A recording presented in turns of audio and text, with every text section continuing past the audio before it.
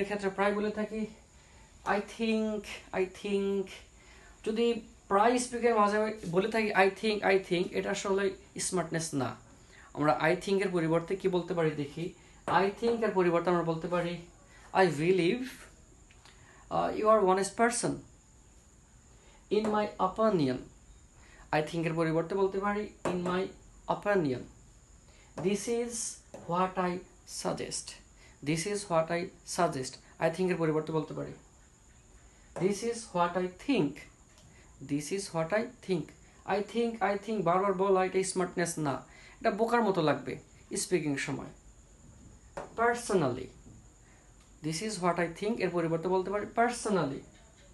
Honestly, from my perspective. From my perspective. অর্থাৎ I থিঙ্কের পরিবর্তে স্মার্ট স্পিকিংয়ের ক্ষেত্রে আমরা বলতে পারি, বিশাল স্পিকিংয়ের সময় আমরা বলতে পারি I believe in my opinion. This is what I suggest. This is what I think. Personally, honestly, from my perspective. খুব সুন্দর শব্দ। আমরা সবচেয়ে বেশি শব্দটা ব্যবহার করতে পারি ফ্রম মাই পার্সপেক্টিভ। এরকম আরও স্মার্ট ইংলিশ জানার জন্য আমার সাথেই থাকো।